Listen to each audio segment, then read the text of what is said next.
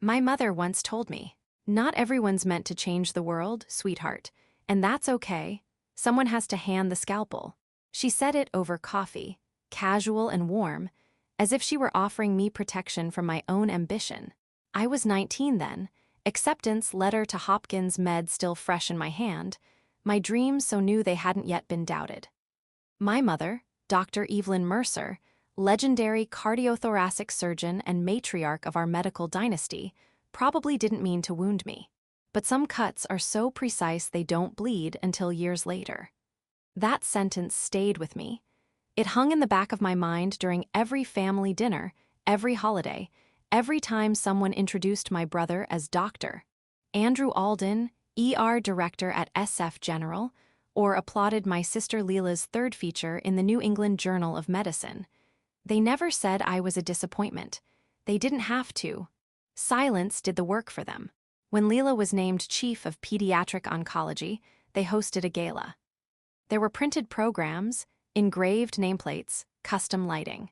When I returned from 6 months in the field assisting a viral outbreak response team in rural Cambodia, no one even met me at the airport. "You're always off somewhere," my father said, as if I'd missed a birthday party instead of helping keep a city from falling into chaos. That Thanksgiving, my usual seat at the table was taken by the son of a colleague who just started med school.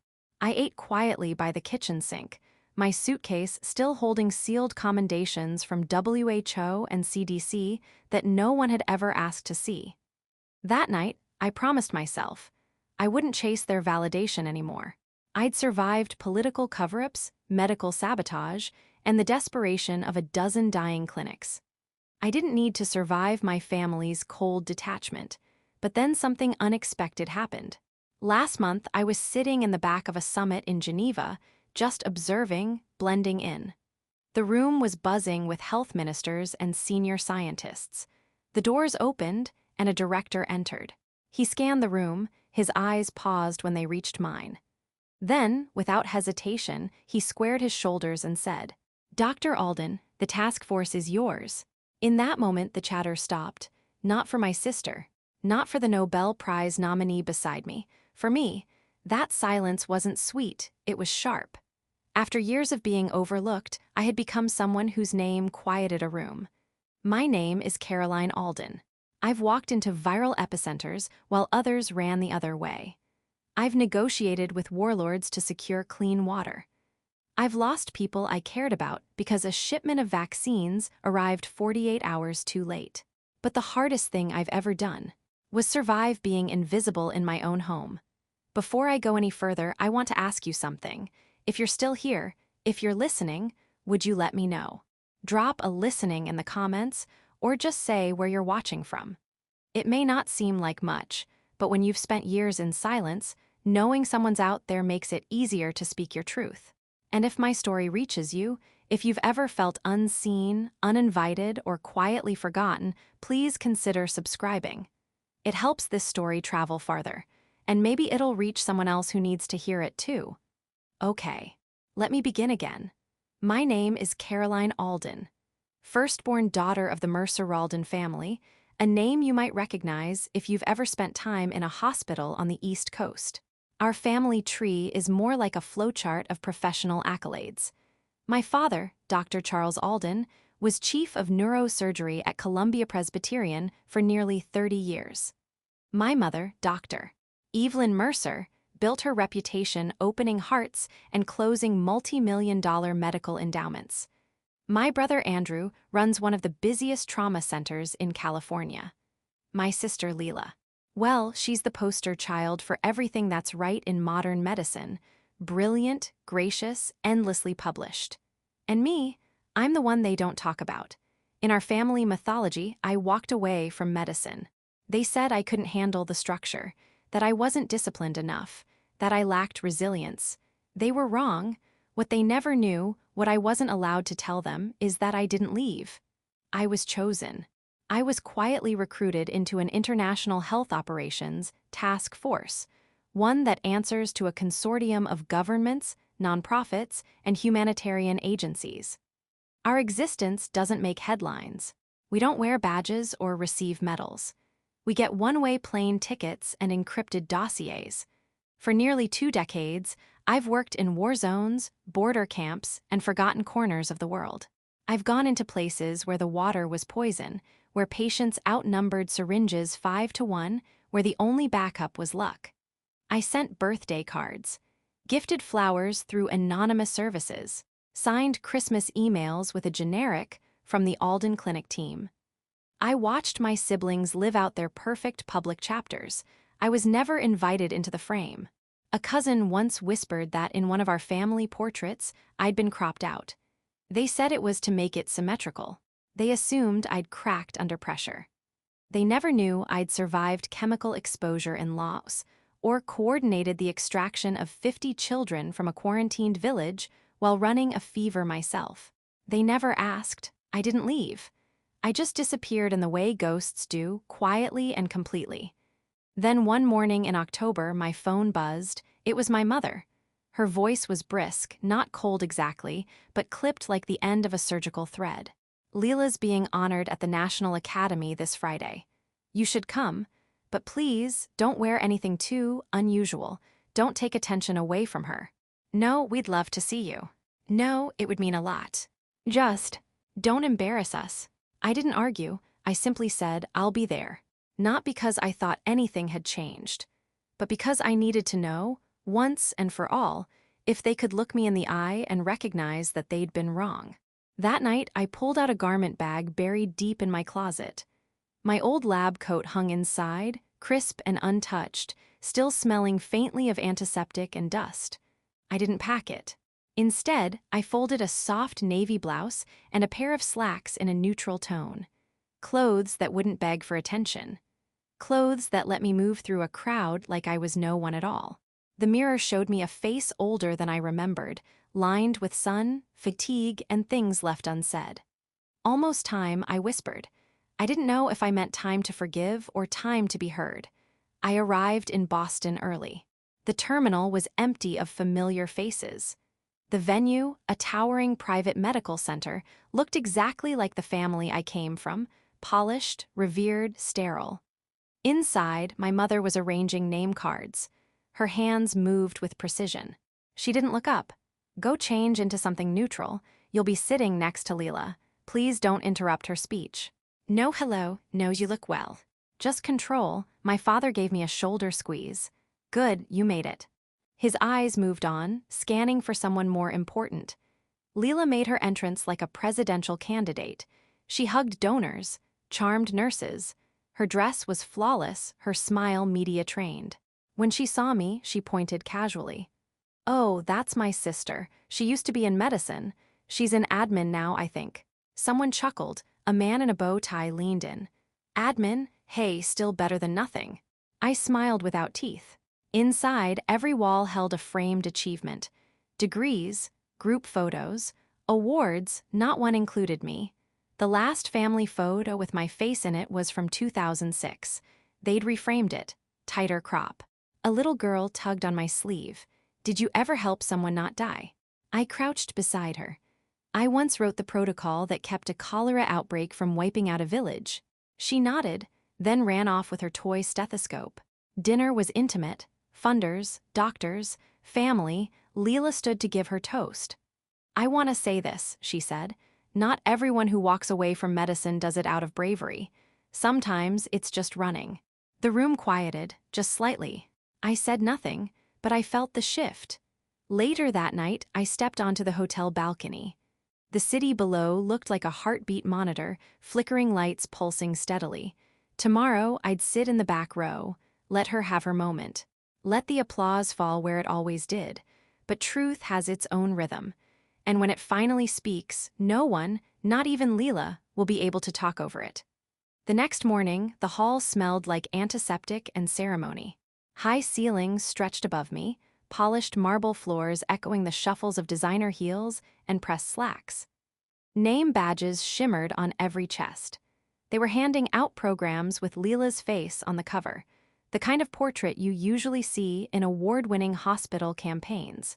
Eyes soft, jaw confident. Captioned, Reimagining Pediatrics, the future begins here. I stood in the back, barely acknowledged. I wasn't on the list. My seat was a late add-on, family unassigned. A polite way of saying, "You're here, but not really." The chairs were aligned by rank. Donors, presidents, chief officers. I was sandwiched between a junior resident's fiancé and someone's aunt wearing too much perfume. Third row from the back. No spotlight. No microphone. Leela stood at the podium, framed by a giant projection of the Academy seal. She was dazzling, composed, magnetic, the embodiment of a career choreographed to perfection. Her lips parted, and the room fell still. She spoke of commitment, of sacrifice, of excellence in the face of adversity. Then her voice shifted just slightly. A glint of something colder entered her eyes. And above all, she said, medicine requires loyalty to our patients, to our peers, and to the oath. Those who abandon it, abandon something sacred. Every word felt like a scalpel pressed to my neck. She didn't say my name, she didn't have to. A few heads turned in my direction. I sat still, unmoving, my hands on my lap like they'd been placed there by someone else. Then the air shifted. The main doors opened, quietly but with intent. A man in a dark tailored suit stepped through, walking with quiet authority. People murmured. The whispers rippled. It was Dr. Hugo Whitman, Director of Global Health Response. The one person whose word could open, or close, any door in the international medical community. He scanned the crowd, his eyes cutting across rows of chairs and professionals until they landed on mine. He stopped, then walked straight toward me.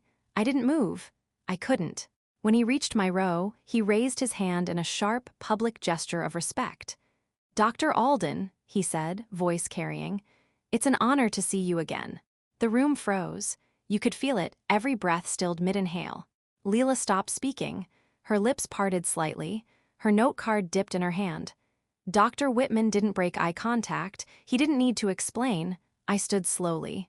Returned the gesture, not because I needed validation, but because I would never let the man who once trusted me with lives stand alone in that room. From the corner of my eye, I saw my mother drop her glass. The shatter was so sharp it felt choreographed. My father stood halfway, as if instinctively recognizing a shift in power, then slowly sank back into his seat. Behind me, a young doctor leaned in and whispered, not as quietly as he thought, "Is that her, the one from Kivu Response?" I didn't flinch. I'd been erased before, but now they saw me. Leela tried to speak again. Her voice trembled. She scanned the room for her anchor points, but the oxygen had left. The crowd that once hung on her every word was now looking at me, or worse, at the space between us, questioning everything they'd assumed. The speech ended. Applause came, but it was thin, scattered, tense. People filed out slowly, murmuring. In the echo of that hall, one truth had spoken louder than the award on her podium. As I walked toward the exit, Leela intercepted me. Her face was tight, eyes blazing with something between panic and betrayal. "Why didn't you say anything?" She hissed under her breath. "You let me stand up there like a fool. Was that your plan?" I looked at her, calm. "If you need the truth to shrink to feel tall, then maybe you never stood tall to begin with." Her breath hitched. She blinked, fast and shallow. I stepped around her. My heels clicked like punctuation marks on polished marble. For the first time, I felt no shame walking away. This time, it wasn't me who was leaving. It was the illusion. I didn't return to my family's house that night. Instead, I checked into the small hotel suite the Academy had arranged for visiting specialists. Beige walls, a humming lamp, a single window overlooking a parking structure. I dropped my bag onto the chair, kicked off my shoes, and froze. On the desk sat a manila envelope. No name, no seal, just there, as if it had always been waiting. I opened it. Inside was a printed email. No sender. Just a timestamp, 2 years ago, and a subject line. Unethical field activity, breach of protocol. It was addressed to a fringe medical watchdog blog. The body of the message was full of accusations. It claimed a doctor named C. Alden had led an unauthorized intervention during a viral crisis that resulted in unnecessary civilian casualties. It accused her of misusing emergency funds, of falsifying response data, of creating optics over ethics. The words were precise, too precise. Then I saw it, the phrasing, I recognized it. Almost word for word from a classified after-action report I had signed off on in Stuttgart during the Kivu operation. That report was seen by 3 people: me, an internal analyst, and 1 junior officer with temporary clearance. My breath caught in my throat. Leela. The date on the email lined up exactly with the time I'd been quietly flagged for an internal audit. At the time, I was told it was a routine algorithmic flag, nothing personal. Standard background refresh. The case had been dropped within days, but it had followed me. That audit was the reason I lost a consulting offer with Médecins Sans Frontières last year. The smoke stayed long after the fire had been declared out. Now I knew why. My sister hadn't just tried to outshine me, she had tried to ruin me. I took the envelope. Didn't change, didn't fix my hair. I found her at the reception after-party, still dressed impeccably, still smiling. She was surrounded by admiring colleagues. Glasses clinked. Laughter echoed. I waited until the crowd thinned, then walked up to her just as she stepped outside to take a call. I held up the page. She glanced at it.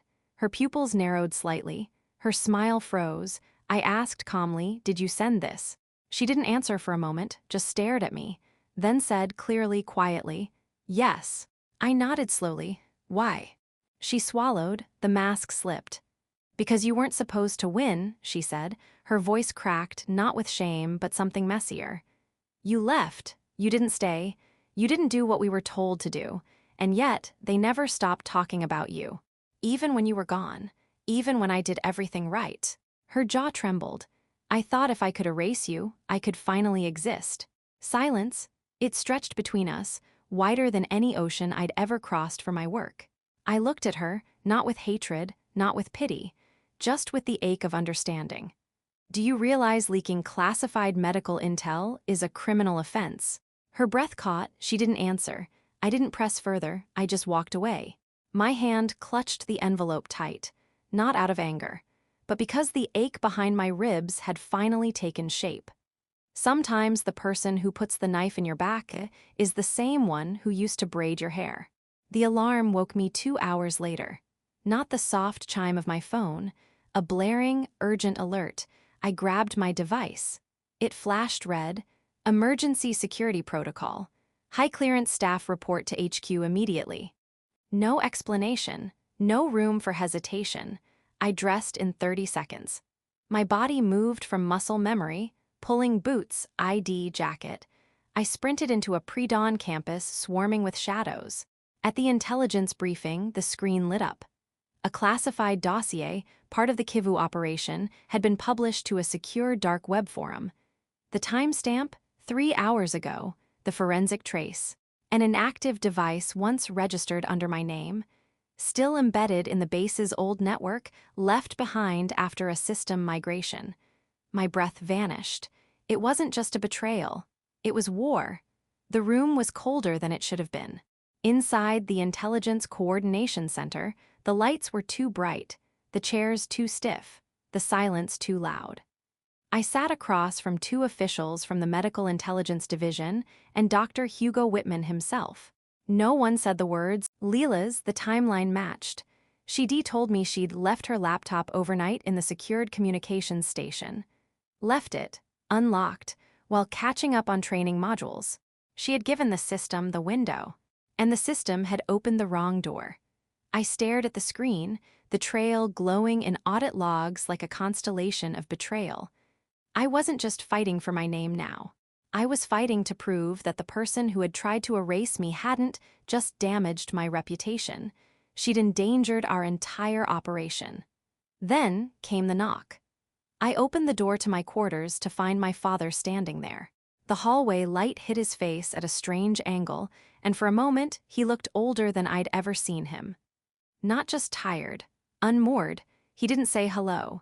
He looked at me like he was still trying to recognize someone he thought he'd known. "Is it true?" he asked. "Did you leak it?" His voice wasn't sharp. It wasn't accusing. It was quiet. Fragile. The kind of voice people use when they want to believe you but don't know how. I met his eyes. I don't need you to believe me, I said, but I will prove the truth. Not for me, for the people who still trust this system with their lives. He nodded once, didn't say another word, just turned and walked away. The next morning, I submitted a request. Unorthodox. Risky, but not impossible. I asked for permission to lead the internal inquiry into the breach. Technically, I still held reserve field clearance and was authorized to conduct secured investigations in joint operations. But this wasn't about red tape. It was about motive. I was the only one who had it. Dr. Whitman reviewed my submission, pacing slowly behind his desk before turning to me. His eyes held something new, not pity, not doubt, respect. Dr. Alden, he said, extending his hand, the floor is yours. The coordination room buzzed with nervous energy. Representatives from the Medical Intelligence Bureau, Ethical Compliance, and Field Security filled the seats. I stood at the head of the table, once denied entry to rooms like this, now here by necessity. I laid out everything. The breach wasn't a deliberate hack. It was a chain reaction, a series of reckless steps that, when linked together, created an avalanche. It began with one anonymous email, an emotional impulse that triggered a disaster. I presented the server logs, the trail of digital breadcrumbs that traced back to the original careless login. I showed them how a legacy automation script had attached a document no one even intended to send. They didn't argue, but they didn't smile either. They did something worse. They appointed a task force, not an external team, not independent contractors, my family. My father, Dr. Charles Alden, was assigned to oversee archival analysis. He still had access from his advisory role with the Global Surgical Coalition. Leela was tasked with tracing access points within the internal network. And my mother, because of her former training in trauma epidemiology and bioforensics, was asked to assist with device trace analysis and digital chain of custody confirmation. It was a perfect nightmare. A working group composed entirely of people who hadn't believed me. We met in a quiet research annex. The air was thick with avoidance. No one spoke unless they had to. My father opened the briefing with textbook detachment. He read from a printed statement, eyes fixed on the screen. He didn't look at me once. Leela presented next. Her tone was clinical, flat. She moved quickly through the slides like she was trying to get it over with. Her fingers didn't tremble, but they clutched the clicker a little too tight. Only my mother looked up from her notes. Her eyes moved between the three of us like she was watching a surgery she couldn't scrub in for. But I wasn't here for closure. I was here for results. And then, something shifted. We were cross-referencing old access logs from the 2017 Operations Archive when our security AI flagged a dormant program embedded in a logistics file. It was a Trojan, buried, inactive, forgotten. But it had been there for years. The date of origin? Late 2017. The year I had clashed with Dr. Derek Glade during the Mosul Joint Task Force. He wanted a wide-scale, high-risk approach. I'd blocked it. Insisted on phased containment. It was the right call, but he'd never forgiven me. He had temporary encryption override that year, just long enough to plant something invisible in the shadows, and it had stayed there, waiting. Until Leela, fumbling for validation, accidentally tripped the wire. My mother handed me a folder. Her voice was quiet. You left this behind after Stuttgart. I thought you were hiding. I didn't understand. But I think maybe you weren't hiding. Maybe you were surviving. I didn't respond. I couldn't.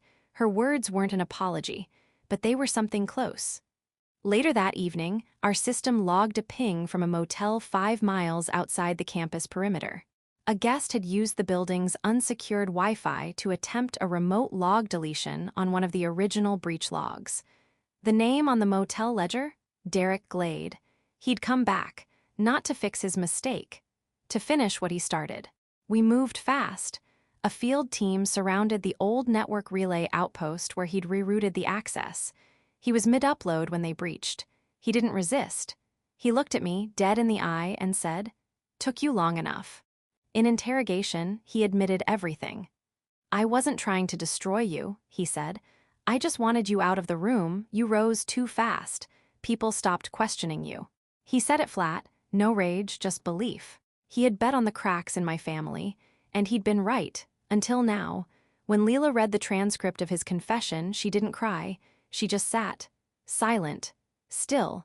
After a long time, she whispered, "I didn't know it would lead to this." I didn't answer right away. Then I said, "Sometimes we burn the field because we're jealous. We forget people sleep in that grass." Her shoulders sank, but she held herself together. The next morning, she filed an internal statement. She took full responsibility for initiating the email that triggered the breach. There was no intent to leak classified materials, so she wasn't criminally charged. But she was formally reprimanded. It cost her her promotion eligibility for the next 5 years. She signed the document without being asked. At the closing task force meeting, she didn't avoid my eyes. And when my father stood up to give the final remarks, he paused. Then said clearly, "I owe this team an apology, especially Dr. Alden. I let pride make me blind." It was the first time I'd ever heard him admit fault. Leela didn't cry. Neither did I. But when I looked at her, I didn't see the sister who'd tried to erase me. I saw a woman learning, slowly, painfully, to stand in her own truth. The fog was thick that morning. It rolled across the medical campus like breath on glass, softening the sharp edges of buildings and washing everything in a quiet hush. It felt like memory, heavy but gentle, like the kind of silence that comes after a storm. I stood backstage in the auditorium of the Regional Health Strategy Conference, clutching a slim binder and a laser pointer. The banner behind me read, "Redefining Humanitarian Response, Intelligence and Ethics in a Shifting Global Landscape." 62 directors, 30 high-ranking analysts, nearly 100 observers. The crowd was a who's who of modern medical leadership. On the second row, I spotted a familiar name tag. LT Director Leela Mercer. She was seated alone, back straight, pen in hand, eyes locked forward. I had sent her the invitation myself. No message, no apology, just a single line in the notes section. "It's time to learn what you thought I didn't know." The lights dimmed. I stepped onto the stage. No escort, no welcome applause, just the quiet click of heels on polished wood and a room breathing in anticipation. I didn't introduce myself with degrees or accolades. I started with the truth. "Some missions don't have names," I said. "Some leaders don't get plaques. Some battles don't begin in clinics or tents or outbreak zones. They begin at dinner tables, in family photos, in the space between what people think they know and what they're unwilling to ask." There was no reaction at first, but the silence that followed wasn't empty, it was listening. I moved through the presentation. I spoke of shadow operations, of crisis zones that never made the headlines. I detailed frameworks built not from policy, but from necessity. Decisions made not with data models, but in the dust and blood of collapsed villages. And then I stopped at a slide I hadn't shown anyone before. Operation Kivu, unreleased segment.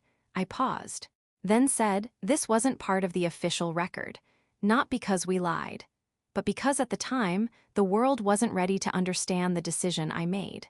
I told them about the moment, about the day I received intelligence that a militant group had taken over a remote health camp, that the standard directive was to authorize immediate drone clearance.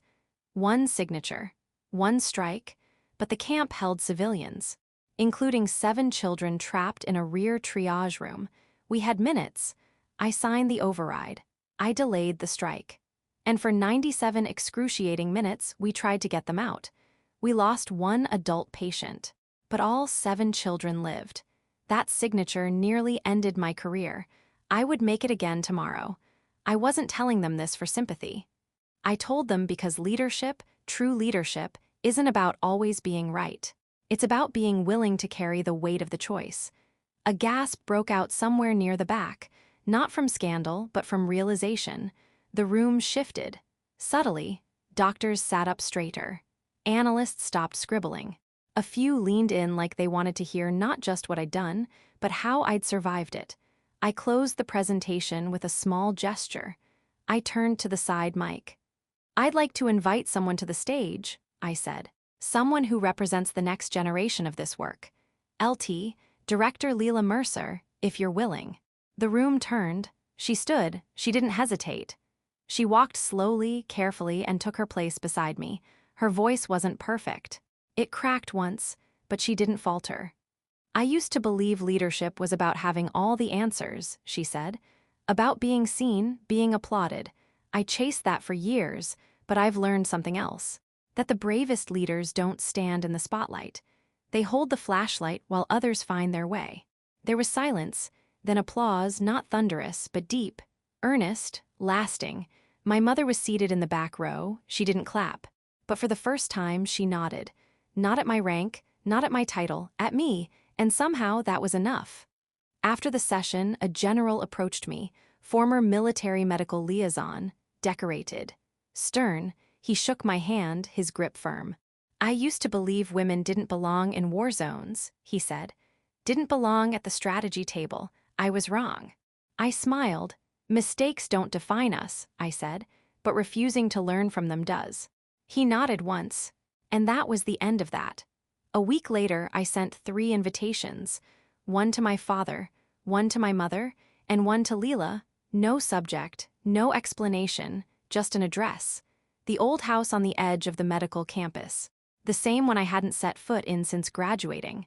The one with the porch swing that creaked in the wind and the lemon oil scent baked into the floorboards. This time, I arrived first. I set the table, laid out 4 settings, sat at the head, the seat my father always took, and waited. They came. No one spoke at first. My mother brought a covered dish. Leela avoided my eyes. My father stood stiff in the doorway before quietly taking his place.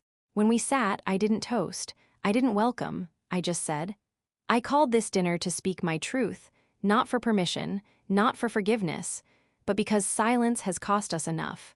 Then I told them everything. About the recruitment. About the false narrative they'd believed. About the day I spent detained underground in Iraq after an extraction plan failed. About the field decision that saved an Australian team and led to an 8-month inquiry that nearly ended my security clearance. About the medal I declined because accepting it would have violated diplomatic protocol. My mother's eyes welled. Leela stared at her plate. My father remained still. Then, so softly I almost missed it, he asked, "Why didn't you tell us?" I looked at him. "Because you never asked," I said, "and if you had, I don't think you would have believed me." He didn't argue. My mother whispered, "I thought those gift baskets you sent were apologies." I shook my head. "They weren't apologies," I said. "They were reminders that I still existed." I reached under the table and slid the printed email across to Leela. "I don't keep this to incriminate you," I said. "I keep it to remind you. Even words without signatures can scar like scalpels." No one interrupted. Then I said, calmly, "I'm not asking for redemption, but if we're going to move forward, it has to start by acknowledging the person you chose not to see." Leela stood. She walked over, placed her hand on my shoulder, said nothing. My father stood slowly, walked to the shelf in the hallway, picked up an old photo, a faded print from a long-ago summer. He looked at it for a long time. "This one's missing someone," he said, then turned to me. "We'll take a new one." I didn't smile. I nodded, not because I'd forgiven them, but because I no longer needed to hold on to what they hadn't given me. I returned to D.C. A week later. My apartment still smelled faintly of the candle I forgot to blow out before I left, rosemary and clean linen. The windows overlooked the PTO AC building, a view more symbolic than impressive. My life resumed without ceremony, without speeches, without fanfare. I still woke at 5:30 every morning. Still made black coffee before dawn. Still reviewed simulation models for asymmetric medical crises while the city was half asleep.